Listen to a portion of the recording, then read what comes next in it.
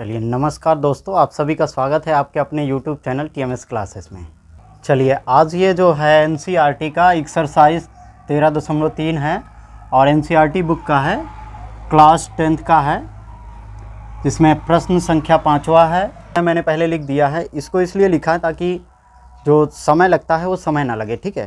तो प्रश्न समझेंगे। प्रश्न क्या कह रहा है आपका, व्यास जो है 12 सेंटीमीटर और ऊंचाई 15 सेंटीमीटर वाले एक लंबवृत्तीय बेलन के आकार का बर्तन आइसक्रीम, ठीक है। ये बर्तन है, 15 सेंटीमीटर ऊंचाई है और 12 सेंटीमीटर इसका व्यास है, ठीक है। ये एक बर्तन हो गया, ठीक।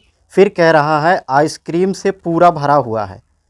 इस आइसक्रीम में ऊंचाई 12 सेंटीमीटर और व्यास 6 सेंटीमीटर वाले शंकु में भरा जाना है। इस आइसक्रीम को, जो इसमें आइसक्रीम भरी है उसको इसमें भरना है, इसको निकालकर इसमें भरना है। और ये 12 सेंटीमीटर इसकी ऊंचाई है, 6 सेंटीमीटर इसका व्यास है, ठीक है। तो शंकु का व्यास मतलब आइसक्रीम कैसी होती है, शंकु आकार होती है, कोन है ना, शंकु के आकार की होती है। तो उस आकृति में इसको भरना है, देखेंगे। तो उसके बाद फिर क्या कह रहा है, जिसका ऊपरी सिरा अर्ध गोलाकार, मतलब जब आइसक्रीम हम इसमें भर देंगे तो ऊपर भी तो आइसक्रीम ऐसी लगी होती है, आधा गोलाकार होती है, ठीक है। ये अर्ध गोलाकार। अब उसके बाद फिर क्या कह रहा है, उन शंकुओं की संख्या ज्ञात कीजिए जो इस आइसक्रीम में भरे जाने, उन शंकुओं की संख्या ज्ञात करना है। व्यास, जब व्यास मालूम है तो त्रिज्या क्या होती है, इसको मैंने कैपिटल डी माना तो ये कैपिटल आर हो जाएगा, क्योंकि बर्तन बड़ा, बर्तन का सब कुछ कैपिटल हमने रख दिया। आर बराबर क्या हो जाता है, व्यास की आधी होती है त्रिज्या। तो यहाँ पर व्यास कितना है 12, तो 12/2, 6 सेंटीमीटर क्या आ गई, बर्तन की त्रिज्या आ गई। फिर बर्तन की ऊंचाई दिया है 15 सेंटीमीटर, मैंने लिख दिया 15 सेंटीमीटर, ठीक है। अब आइसक्रीम की जो त्रिज्या है, वो जो इसका व्यास है यहाँ से यहाँ तक कह रहा है 6 सेंटीमीटर, तो 6 का आधा क्या होता है त्रिज्या, 3 सेंटीमीटर आपकी त्रिज्या हो गई किसकी, आइसक्रीम की। अब फिर कह रहा है जो आइसक्रीम है उसकी ऊंचाई कितनी है, 12 सेंटीमीटर। ये तो भैया यहाँ से यहाँ तक जो भरा हुआ, ये यहाँ से यहाँ तक, ये क्या है, आइसक्रीम है। लेकिन जो कोन है उसमें जो भरा जाना, इसकी ऊंचाई 12 सेंटीमीटर दिया है। तो कह रहा है इस कोन की कुल संख्या, ठीक है, कोण की संख्या बराबर, मतलब जो बर्तन है, बर्तन का आयतन बटे में, एक तो इसमें दो चीज बन रहा है, एक तो ये कैसा है शंकु है, ये कैसा है अर्धगोलाकार है, ठीक है। तो हम लिखेंगे बर्तन का आयतन बटे में क्या हो जाएगा, अर्धगोले का आयतन प्लस, अर्धगोले का आयतन प्लस में फिर क्या हो जाएगा, शंकु का आयतन, शंकुआकार है ना, शंकु का आयतन, या तो फिर कोण का आयतन हम लगा सकते हैं, ठीक है। हल करेंगे।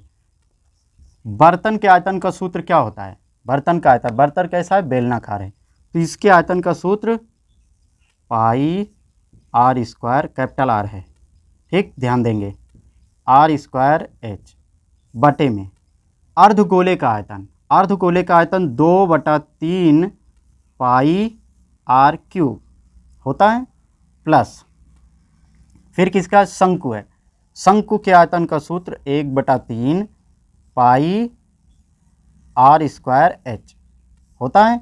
मैंने स्मॉल एच रखा क्योंकि शंकु का है, शंकु की ऊंचाई 12 सेंटीमीटर दिया है, ठीक है। ये अब इसको हल करते हैं, ठीक है। पाई यहाँ पर है, पाई आर की वैल्यू रख दो, आर की वैल्यू कितनी है, कैपिटल आर 6, स्क्वायर है, स्क्वायर रख दो, गुणे में एच, एच कितना है, ऊंचाई 15, बर्तन की जो ऊंचाई है वो 15 है, रख दिया हमने। इसमें कुछ कॉमन मिल रहा है, 1/3 दोनों में दिख रहा है, हमने हल कर लिया, 1/3 बाहर। फिर पाई भी है, पाई भी ले लो, पाई आर स्क्वायर, आर क्यूब है, यहाँ आर स्क्वायर है, तो आर स्क्वायर कॉमन नहीं मिल जाएगा, जब आर स्क्वायर इससे कॉमन ले लेंगे तो यहाँ क्या बचेगा, एक आर बचेगा, क्योंकि क्यूब है, ये 2 घात निकला, 1 घात अभी बची हुई है, तो मतलब आर, ठीक। प्लस में इसमें से 1/3 भी बाहर, पाई भी बाहर और आर स्क्वायर बाहर, तो एच। लेकिन यहाँ पर अभी एक चीज़ गड़बड़ी, यहाँ 2 है ना, ये 2 भी तो बचा है, ठीक।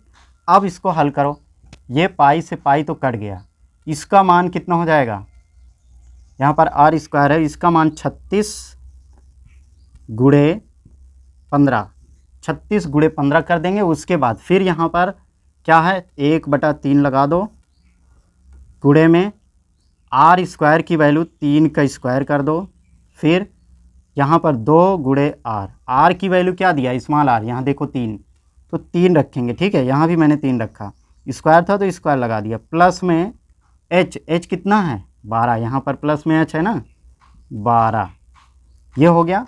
हल करो इसको अब, तो 36 गुणे 15 बटे में 1/3 गुणे 3 का स्क्वायर 9, इन दोनों को 2 तिहाई 6, 6 और 12 जोड़ेंगे तो 18।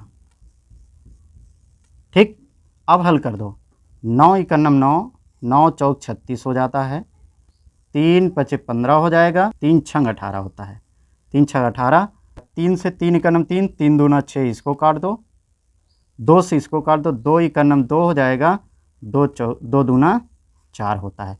ऊपर क्या बचा, 2 गुणे 5, इसको गुणा कर दो, 2 पंचे 10 है, आपका आंसर 10 हो जाएगा। ठीक है, इसको नोट कर लीजिए।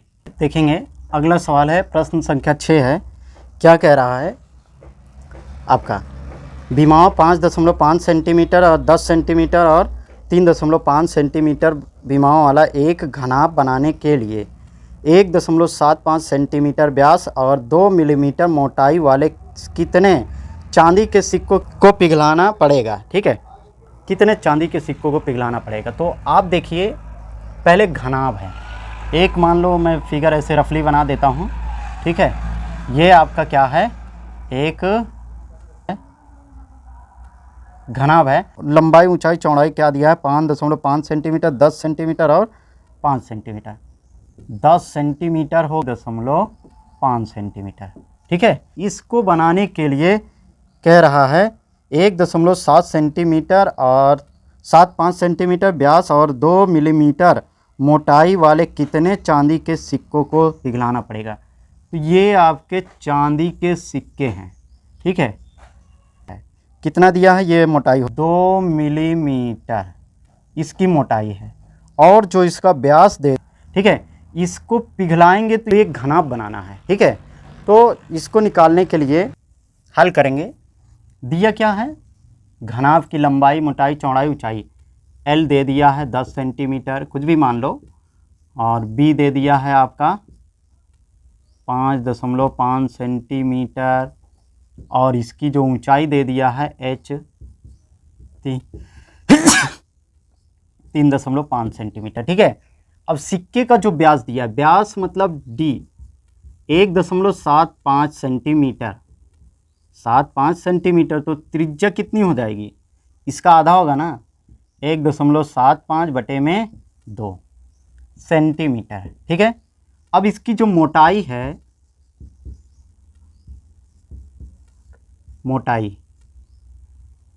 मोटाई कितनी है, 2 मिलीमीटर।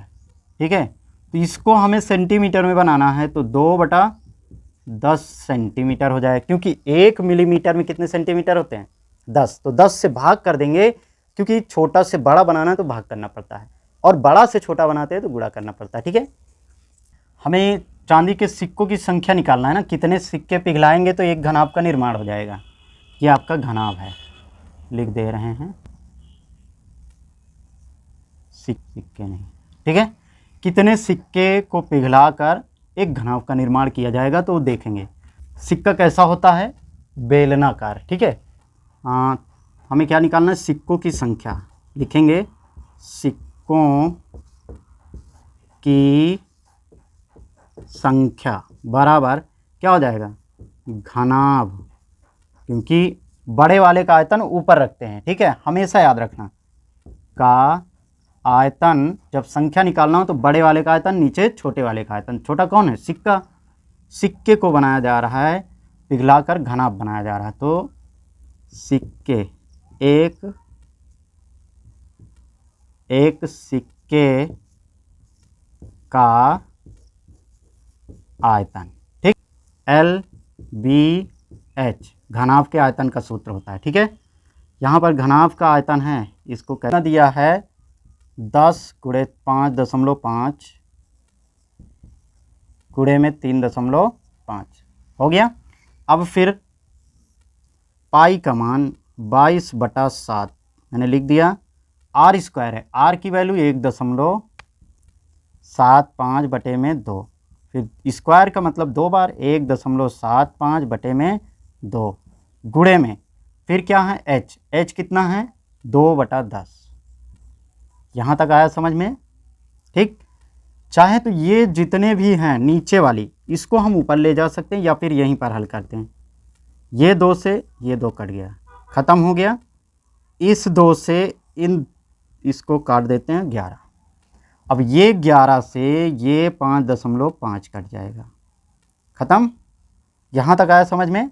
चलो 7 से काटो, 7 से इसको काटेंगे तो 7.25 ये हो जाएगा। 25 सत्ते 175 होता है, ठीक है।